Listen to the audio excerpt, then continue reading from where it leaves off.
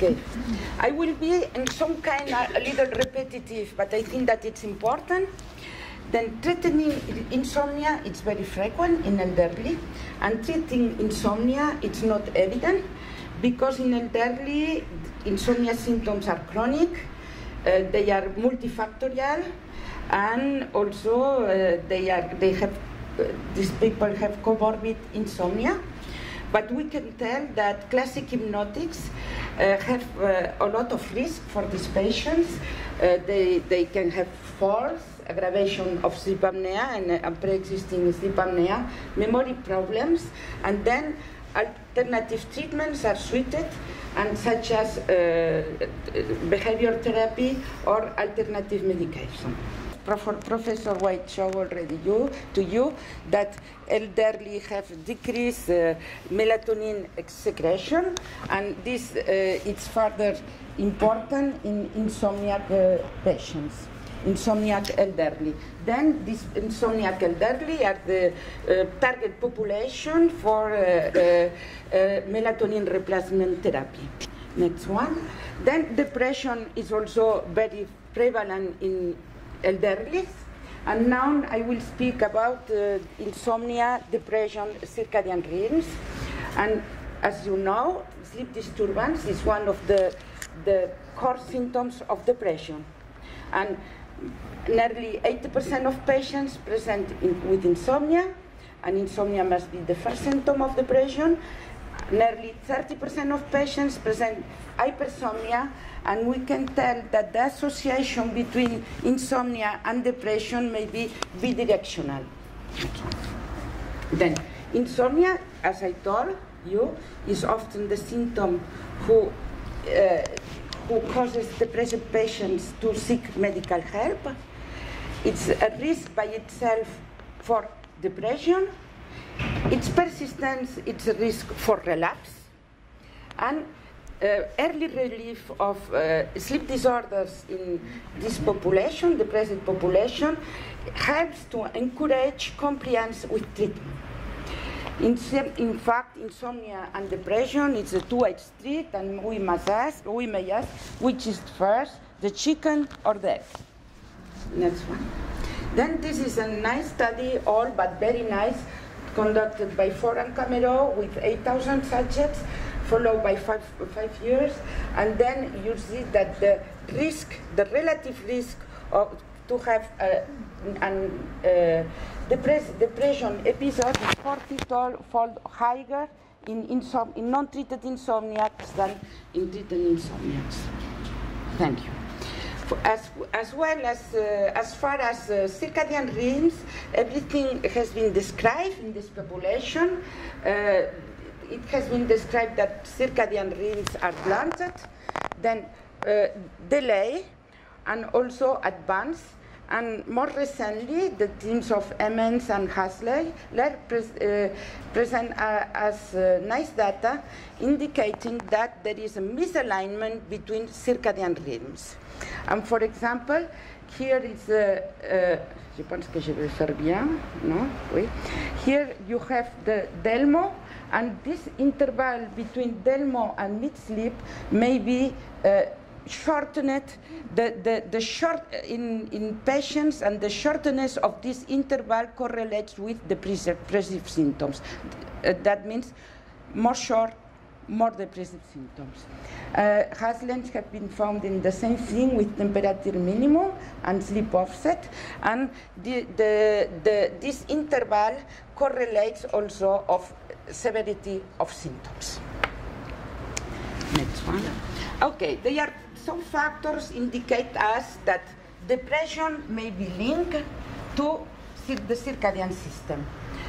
Clinically, as you know, these patients, as I told, also present insomnia and daytime sleepiness, and that may indicate a blunted circadian rhythms, decreased amplitude.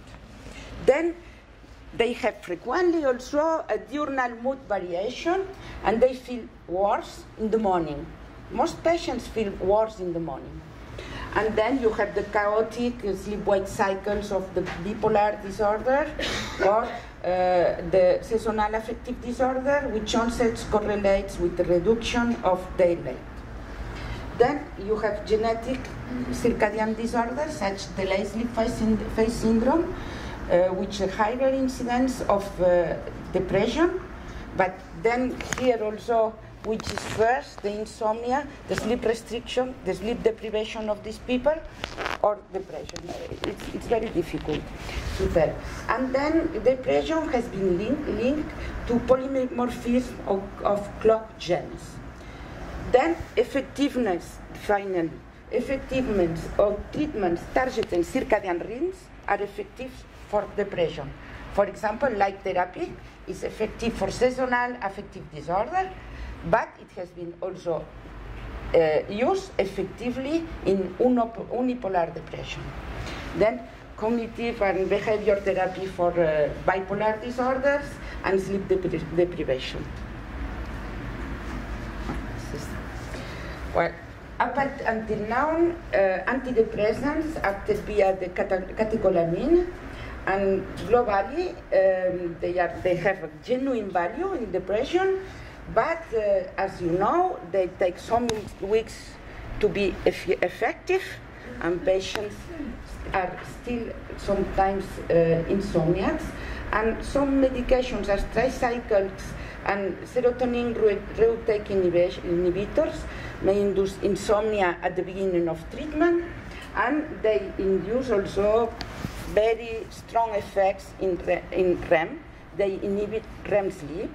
These two medications can induce also periodic leg movements at night and aggravation of the insomnia. Other antidepressive acting mainly in 5-HT2C antagonist or 5-H2T2A antagonist receptors. They improve sleep continuity, but they have a lot of hangover effects. They do not touch REM sleep, but they are very sedating at antidepressive dosage, and they may be not suitable for elderly patients. Then all of that supports the idea that chronobiotics as melatonin and melatonin agonists may be indicated in this population, and even more in elderly depressive patients. Then what we have right now, it's a little repetitive. Today we have Circaden in Europe, no in States. Ramelteon in States, it does not have been approved in Europe, and agomelatine in Europe. All of them act in melatonin receptors, and agomelatine is different because it acts in melatonin receptors, but also is a 5-HT2C antagonist. Then the feature is tasimelteon. Tasimelteon is it's Wanda, and pyromelatine produced by Neurim. Next one.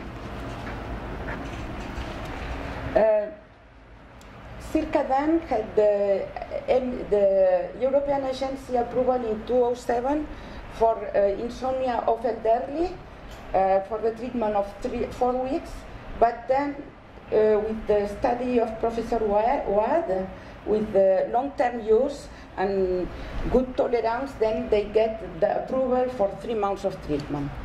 It improves sleep latency, sleep quality, and alertness at awakening. Ramelteon, it improves, it's indicated for insomnia with difficulty falling asleep, and agomelatine indication is depression. You know, it has a different mechanism of action, serotoninergic and melatoninergic, and the indication, they get the European approval for depression in 2009. All of these medications have no withdrawal effect, no next day hangover effect, and the agomelatine, it does not induce weight gain, no sexual dysfunction, and I will speak a little more about agomelatine. What is interesting is that tasimelteon is melatoninergic and non-serotoninergic agent, is in phase 3 for the free-running sleep-wake problems of blindness, completely blind people, but they are starting now a study on depression as indication for depression. Then there is Promelatin, who is doing studies, phase 2 studies on insomnia. Next one. Along prolonged release melatonin, circadian, it's indicated in the insomnia of elderly. It's 2 milligrams, 2 hours before bedtime. It improves sleep quality and morning alertness, good tolerance, and persistence of action after 6 months of treatment, no tolerance, no addiction, no residual effects, and no withdrawal effects. Then this is the study of Professor Wade, in which it shows you that there is a maintenance of the effect of sleep latency versus placebo after 30 weeks of treatment, that's 6 months of treatment. And this is this item was request for the European agency to Neurim. Do you know? They thought, well, we would like to know if you are effective in the combine of 2 items on the LEADS questionnaire. Not only in sleep latency, not only in sleep quality, but also on daytime behavior. And then they do the statistics and they represent the results, and they could show that circadian is superior to placebo even with 2 endpoints together.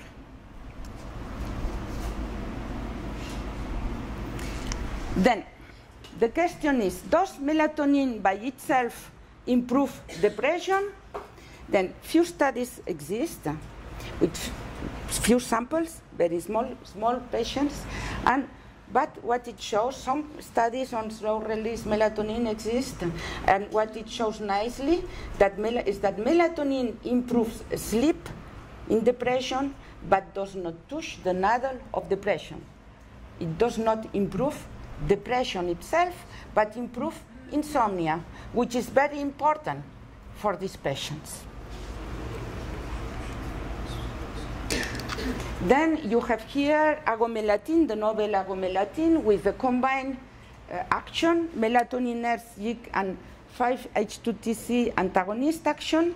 And what is important of agomelatine is the combination of the 2 actions.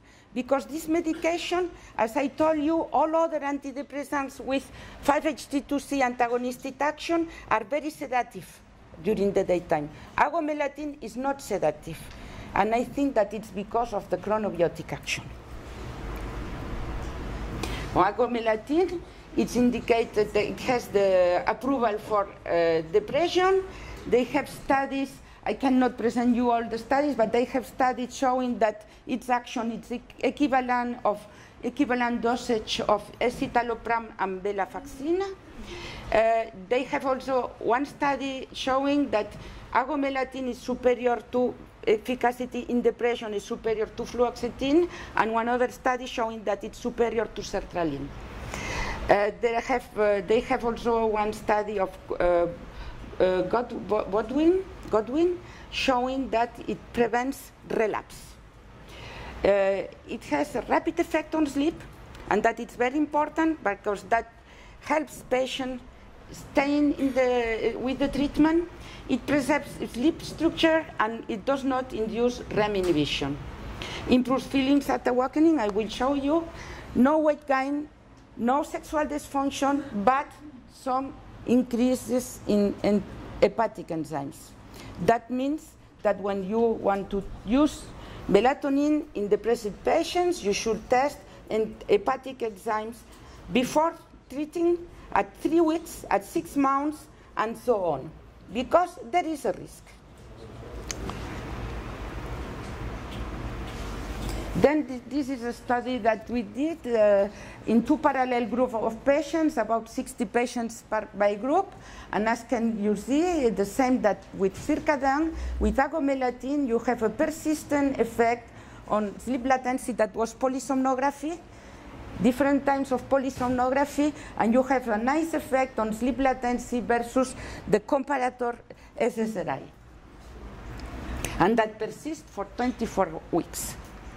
One other thing is the persistence of sleep cycles. Of course, the SSRI inhibited REM sleep, and this inhibition persisted through the study, 6 months.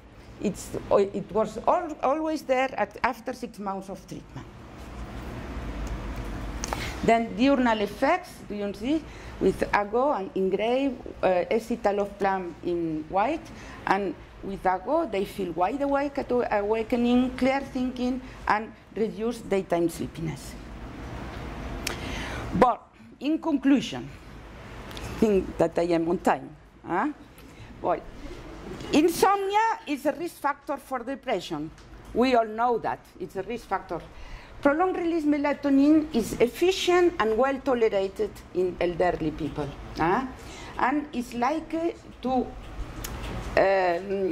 do not. It's more safe in this population of elderly people. Then the efficacy of melatonin and melatonin agonists in MDD is limited, and maybe we will have more data in 1 or 2 years. I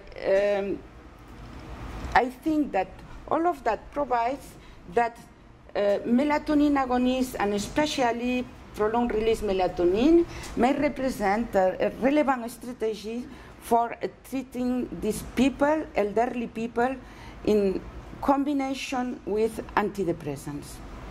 Then I guess that further work is needed to show the alteration of circadian rhythms in depressive patients and the action of these chronobiotics in this disease. Thank you very much.